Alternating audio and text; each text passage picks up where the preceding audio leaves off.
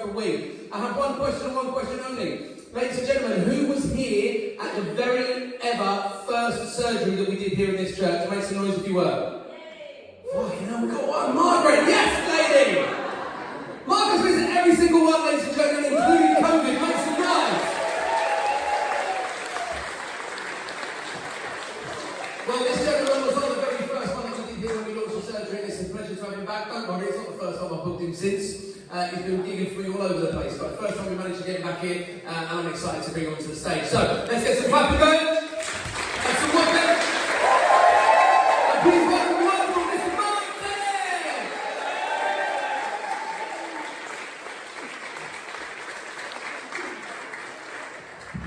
Good evening. As the waiter said, who ordered the gammon? I'm here, don't worry. No, don't go to book Mike's cover man. I'm a part-time carer. Rest of the time, I don't give a fuck. Good evening. My name's Mark, I live in Cornwall. Hey. Get off your sister, yeah. I live in a small village called 1976. Honestly, I live in a place so backwards when the neighbours come around, I have to turn the colour off the telly. Although they accuse the wife of witchcraft. And she was stood up for her last time, but I really thought she could swim. I'm joking, of course. I'm joking. She's kind, she's pretty, she's giving me a lift home. We've actually been married 5 happy years. 17 miserable fuckers, yeah. Have you heard that old adage, you wait for a man's eyes for his stomach? She told me her name was Donna, that was it, I loved you, man. Trouble is, after 20 odd years, I now live with a large Donna, very much true to form. She needs a bad taste in my mouth and go off on a beat somewhere. I'm joking, of course, I'm joking, it's just going through stages, because marriage goes through stages, doesn't it? It goes through little stages.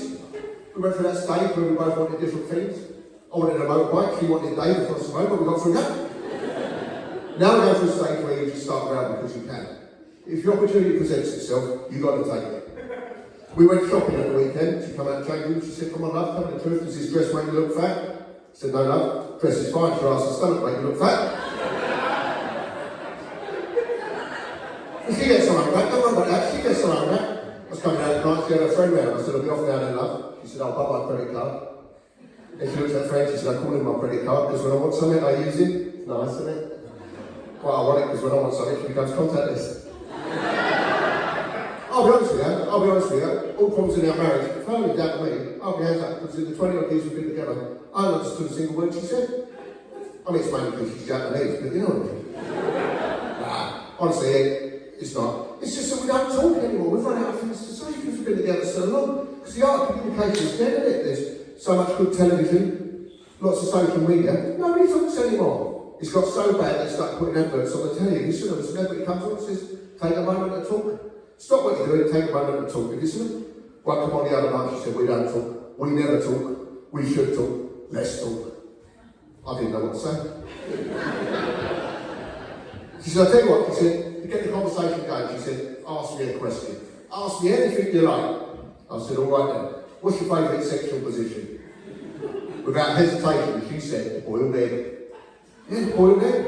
Meant nothing to me either until I came home and found a bed before soldiers.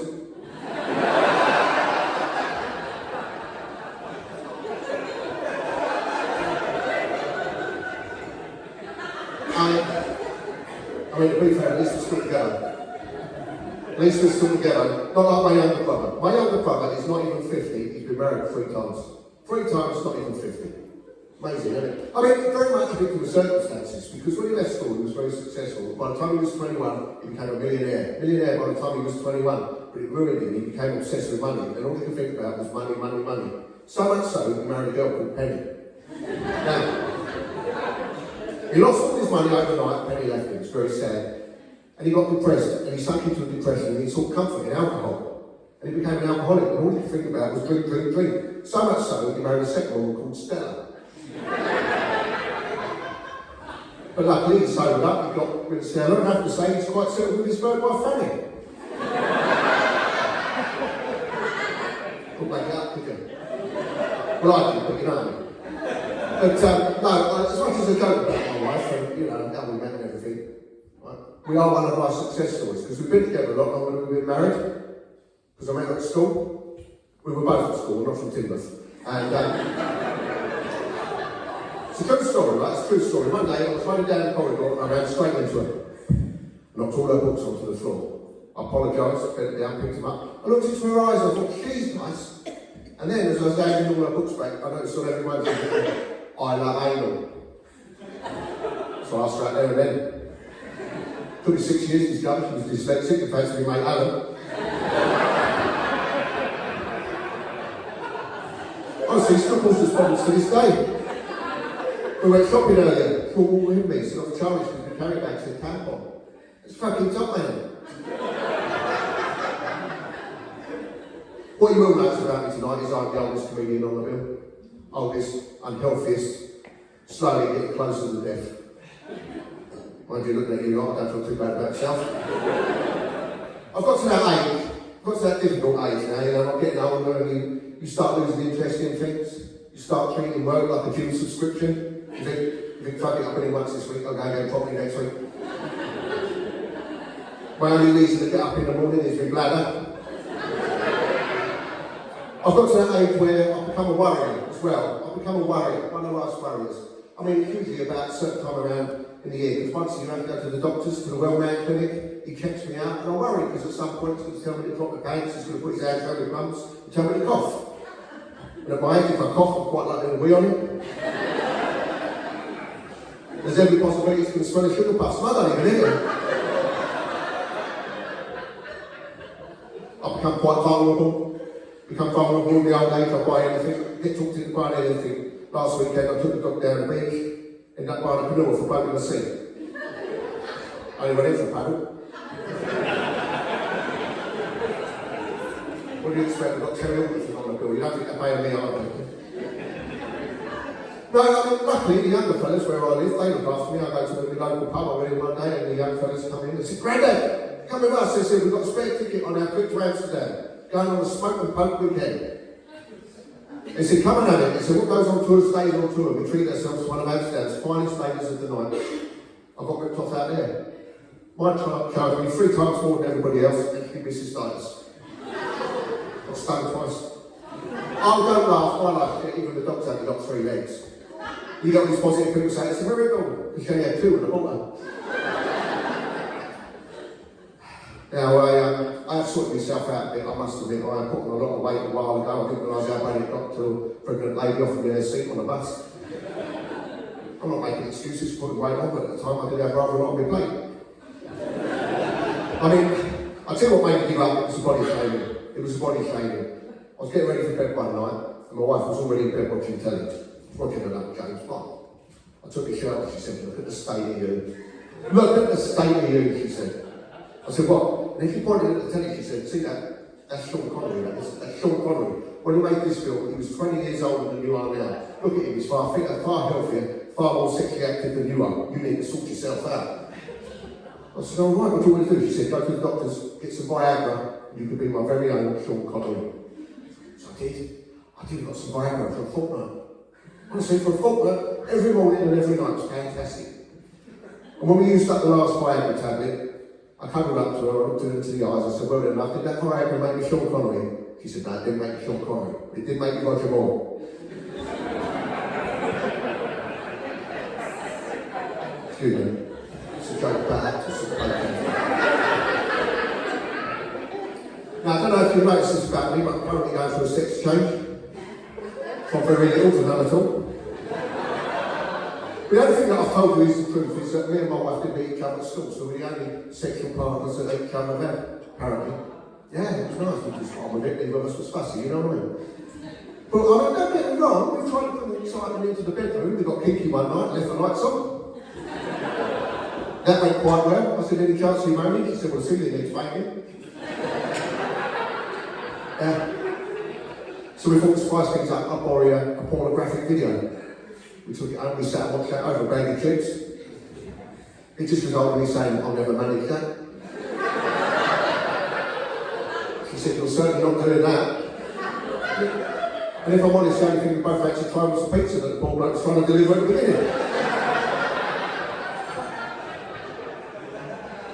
She said, I'll tell you what, she said, when you go to work on Monday, she said, ask your workmates what they do for fun in the bedroom. I came home that night, she said, how'd you get on? I said, not very well. They told me I was disgusting, perverted, I was horrible, and they put me to HR. No fault, I should have asked the blokes really.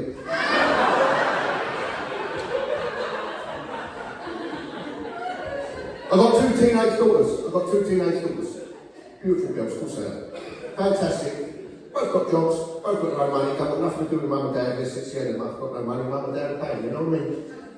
And we'll go out, but they still think they can dictate what we're doing. They'd say, well, they want to go to Nando's. Have you been to Nando's? Yeah, it's just a harvest food, someone's fucked up with a salad bar, isn't it? But we'll be walking through town, and we'll get approached by a man with a clipboard. And he says, excuse me, sir, have you got over 50 life cover? I say, no, I haven't. He goes, it's something. Oh, do you realise if you die, one of your two daughters could end up paying for your funeral? So don't give a shit, mate. Is that one over for toilets? Is that one over for cards? So anyway, they're getting money back. It's quite frightening when you get to my age, because obviously you realise your own mortality because your friends start dying. It's horrible, it just comes about. A friend of mine died the other week. A friend from school, he's called Henry the Hoover. Well, he's a little bug, red hair. His mum was a cleaner, used to drag him behind him. It was horrible, really. I mean, it's horrible looking back at the struggle lady, he got run over coming out of the chemist. But he didn't, I made it up just for the joke. He died in his sleep. He died in his sleep, but the full fire engines would have woken him up, wouldn't he? Well, we got back from this funeral, me and my wife, we had a few kids, you know, we like 10, and we said, look, we're going to have to make plans. We are going to have to make plans because at some point, one of us could be next. We could be the next one to go, and one of us is going to get left behind. Horrible thought. We sat there, we held each other's hands, we had a few years. And we said, look, if one of us goes soon, the other one should move on. Find love again. Life's too short to be on your own. But as a mark of respect, the surviving person should visit the deceased person's final resting place at least once a week, shouldn't they? That'd be nice, wouldn't it? As soon as we agreed that, she said, you won't manage out if I die, you won't visit my final resting place once a week. Fucking well, we're out for maintenance, get to the disco. I'm going to get this twice a week. Now then, what I don't like, I'll be with you, what I don't like is kids these days. Not young kids, little kids, it's the ones that are like 17, 18, 19. You know, the ones that think they know it all. Because they want respect, but they don't give it. They don't give respect, they just want it. Now, a little while ago, my daughter brought home a new boyfriend. No respect at all. She came in, she said, hello Dad, this is John. I said, hello John. He went, all right, bruv. He went, all right, bruv. I said, I don't think we're related, John. He said, oh, sorry, mate. I said, I'm not your fucking mate, With that, he got all hairy. He went, well, what should I call you? I said, how about your ex-girlfriend's dad? Now, fuck off out of the house. Now, I'm going to let you to secret that I'm not originally from Cornwall. No, I moved there about 10 years ago to a little village called Traversey, which I understand is Cornish for no pub or chip shop. Now, when I first moved there, the people from back home said, don't go to Cornwall. They won't like you, they won't talk to you, won't give you a job, your life will be hell. Load of rubbish. Got a job straight away, and from day one, they was really friendly, started calling me Grant. Grant, making me feel welcome, because obviously to them, I look a bit, sound a bit like Grant Mitchell. Now they get some Grant shoot through my Grant, they don't like me at all.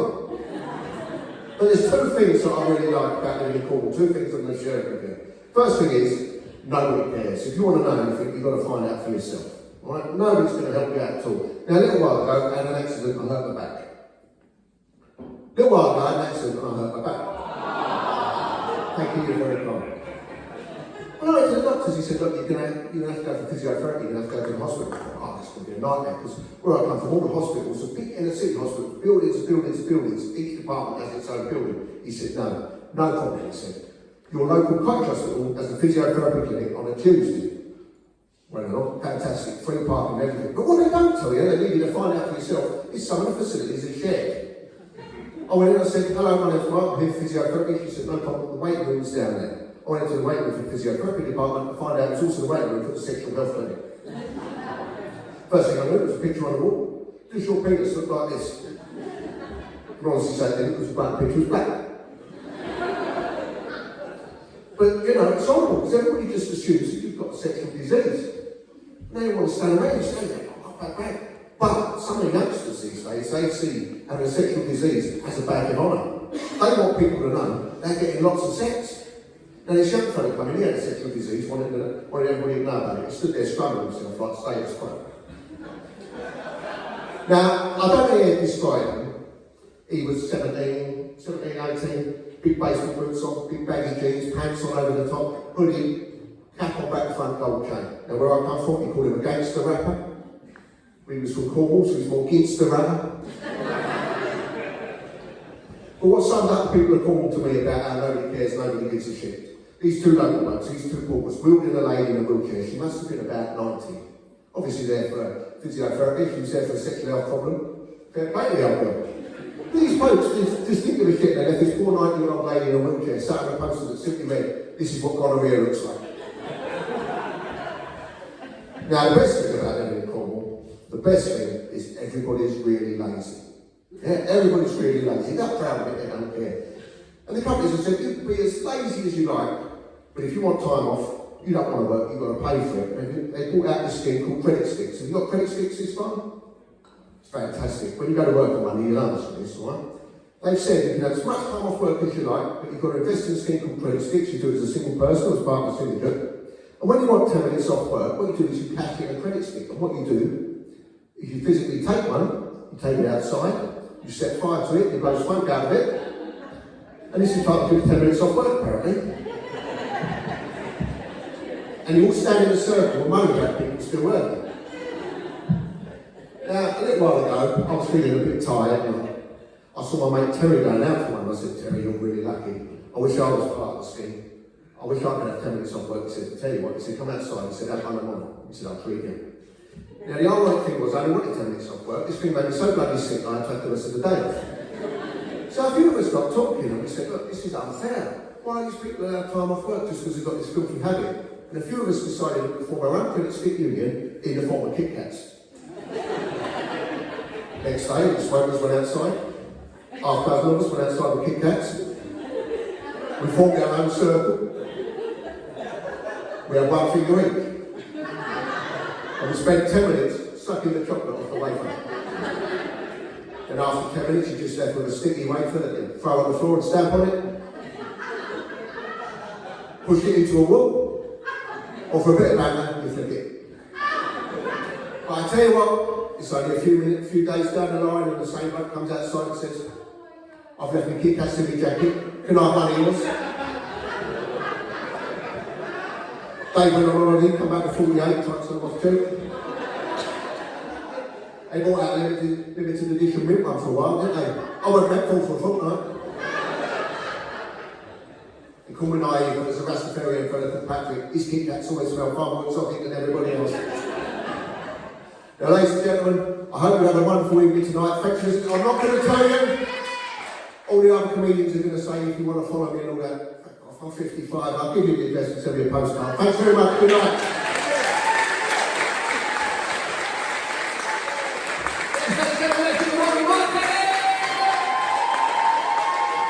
Okay, keep that noise going, because we're going straight into the next act, ladies and gentlemen. First, he gives me in Liverpool 3 weeks ago. Then gives me again in Torquay last week. Here tonight, Sandy Park in November. When I like someone, I book them. So you're going to love them. Put your hands together. Stop making noise. Let's all work with today. Stop.